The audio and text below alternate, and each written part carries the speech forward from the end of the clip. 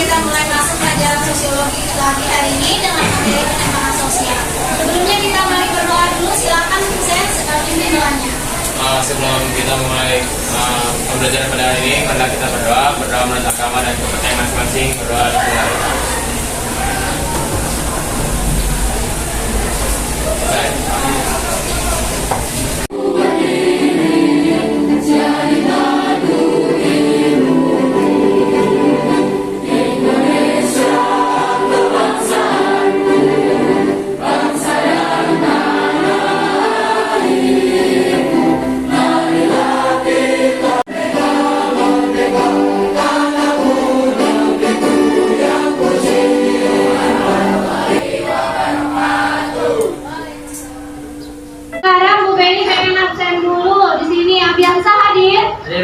Hadir. Ahmad Zulfikar sakit apa Zulfikar? Demam ya. Aisyifa hadir ya. Albi Deko hadir. Tes. Oke, hari ini kita masih membahas materi mengenai penyimpangan sosial.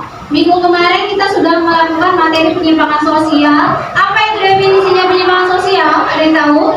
sesuai dengan norma-norma yang ada dalam masyarakat. Perilaku yang tidak sesuai dengan norma-norma yang ada di masyarakat. Setuju? Setuju. Jadi ketika perilaku kita yang tidak sesuai dengan peraturan di masyarakat, maka kita akan dianggapnya menyimpang oleh masyarakat. Materi yaitu mengenai jenis penyimpangan dan juga teori-teori penyimpangan sosial. Tujuan pembelajarannya di sini ada, yaitu dengan kalian bisa membedakan mengenai jenis perilaku menyimpang dan juga kalian bisa menganalisis dari teori penyimpangan. Ini siapa yang hari ini sudah melakukan penyimpangan sosial? Ada yang sudah melakukan penyimpangan hari ini? Yakin? Ada yang terlambat sekolah ini? Naik motor ke sekolah nggak punya SIM? Ayo. Menyimpang nggak kalau nggak punya SIM naik motor? Iya. Karena ini adalah kasus-kasus dalam penyimpangan sosial. Yang pertama, siapa yang pernah melakukan? Ya. Yang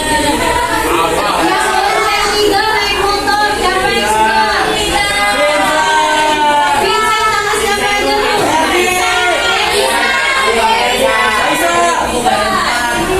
Tanya nih, bonceng tiga dia menyimpang nggak? Pakai helm yang atas yang depan doang. Dia tawuran pernah ya? Tawuran sama anak TK enggak?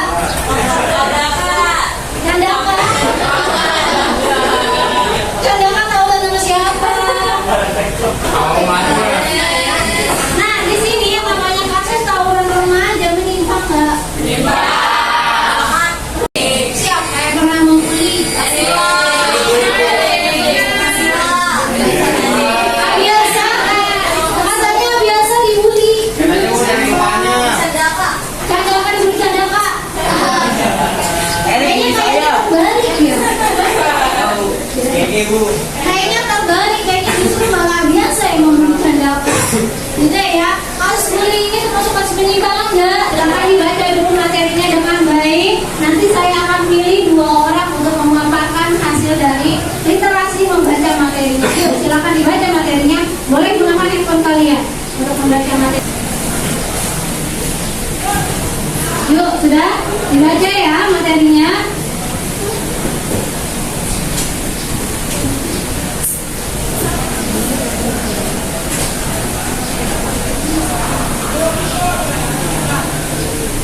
Oke, sekarang sudah literasinya. Selamat siang teman-teman semuanya. Perkenalkan saya Candaka. Mohon izin dari sini untuk saya memaparkan materi yang telah saya ketahui. Dari materi yang telah saya baca, yang saya dapat adalah jenis-jenis perilaku menyimpang. Menurut Lemmer, perilaku menyimpang dapat dibagi menjadi 2 jenis. Dan dari 2 jenis itu dibagi lagi. Yang pertama, perilaku menyimpang berdasarkan bentuknya. Bentuk yang pertama adalah penyimpangan primer. Penyimpangan ini masih dapat dimaafkan karena sifatnya orang melakukan penyimpangan tersebut biasanya terpaksa dan tidak dilakukan berulang kali untuk menjadi kebiasaan. Yang kedua adalah penyimpangan sekunder. Penyimpangan ini biasanya tidak dimaafkan dalam lingkup masyarakat.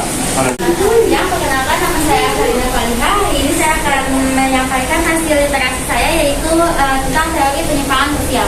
Jadi teori penyimpangan sosial itu ada 5. Yang pertama ada differential association, yang kedua ada teori labeling, yang ketiga ada teori struktur sosial, yang ketiga ada keempat ada fungsi, dan yang terakhir ada teori konflik. Jadi teori differential association itu menurut teori ini, jadi seseorang itu melakukan penyimpangan dipengaruhi oleh pergaulan di sekitarnya. Terima kasih. Oke, tepuk tangan. Oke, good job ya. Semuanya juga sudah membaca hasilnya dengan baik. Nah, di sini kita masuk ke materi mengenai jenis perilaku menyimpang. Menurut Lerman sendiri, perilaku menyimpang itu dibagi jadi 2. Ada yang penyimpangan primer dan penyimpangan sekunder.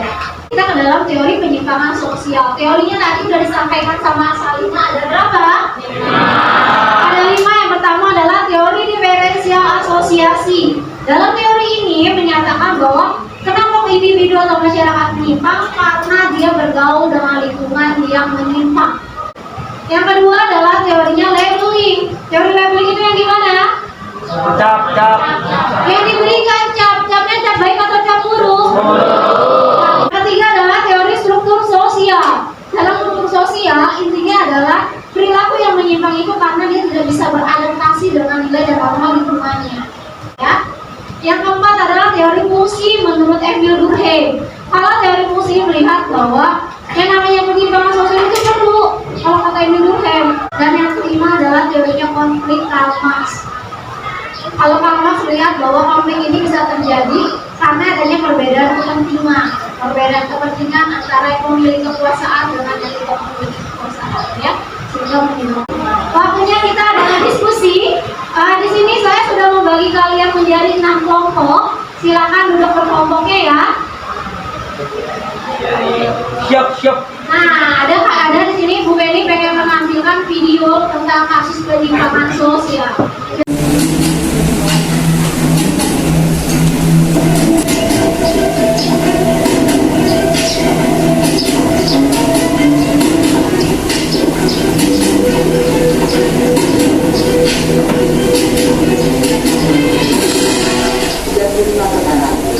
Sabu-sabunya seberat 4,0749 gram. Ganja seberat 199 gram. Ini adalah sebuah video mengenai kasus apa? Narkoba itu menyimpan. Bu Beni sudah membagikan LKPD sama kalian. Jadi itu ada artikel berita dan juga ada pertanyaannya. Silakan kalian diskusikan dengan teman kelompok kalian. Hasilnya jawabannya kalian tulis di LKPD masing-masing. Paham ya?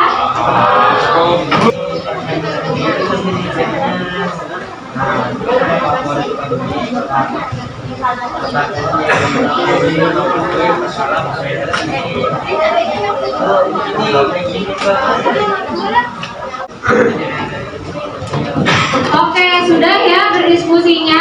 Sekarang kita mulai presentasikan. Ibu mau secara bergantian maju ke depan kelompoknya. Presentasikan hasilnya, nanti ada kelompok yang memberikan pertanyaan. Yuk kita mulai dari kelompok 1. Silakan kelompok 1 maju. Assalamualaikum warahmatullahi wabarakatuh. Kami dari kelompok 1 ingin memaparkan hasil diskusi kami. Dan ini ada beberapa pertanyaan yang akan kami jawab.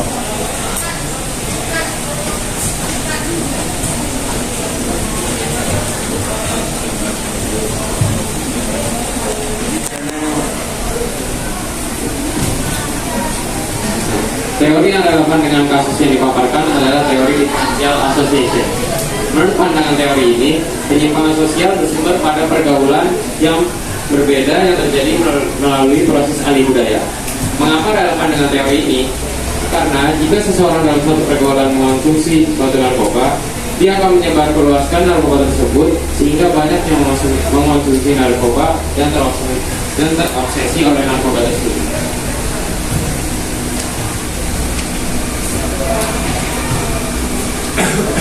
Pertanyaan nomor 2. Identifikasi jenis penyimpangan sosial. Jenis penyimpangan pada kasus ini. Yang pertama, penyimpangan sekunder adalah penyimpangan yang dilakukan tidak banyak sekali atau berulang-ulang. Akibat dari penyimpangan tersebut meresahkan dan mengganggu masyarakat. Yang kedua, penyimpangan kelompok, karena diberitahukan di berita kasus tersebut bahwa banyaknya barang bukti seperti handphone, dan kasus ini biasanya dilakukan secara berkelompok.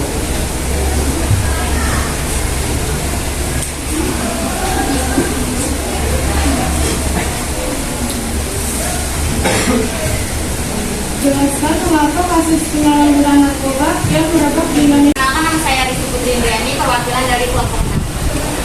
Tadi kalian kan sudah menjelaskan kasus narkoba termasuk ke dalam teori penyimpangan differential association. Apa sih faktor yang mempengaruhi teori differential association? Terima kasih. Sebelumnya terima kasih Rizky, saya akan menjawab pertanyaan dari Rizky. Faktor yang mempengaruhi teori differential association seperti pergaulan yang tidak sehat atau pergaulan bebas dalam suatu lingkup masyarakat. Contohnya seperti yang tadi sudah dikatakan bahwa jika seseorang dalam pergaulan tersebut memakai atau mengonsumsi narkoba, teman-teman lainnya akan terobsesi dan ikut mengonsumsi narkoba tersebut. Saya setuju dengan jawabannya Bukan. Faktor yang mempengaruhi differential association yang sudah disebutkan tadi. Sekian pemaparan tentang diskusi kelompok kami. Mohon maaf bila ada kekurangan atau kesalahan. Kita akhiri. Assalamualaikum warahmatullahi wabarakatuh.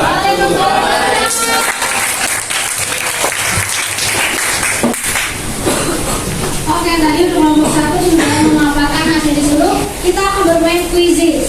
Silakan disiapkan akun quizzesnya pakai akun Google kalian masing-masing. Bu Penny akan tampilkan kode quizzesnya. Yuk kita mulai quizzesnya. Kita lihat ya, siapa di sini yang paling berhasil menjawab pertanyaannya dengan baik.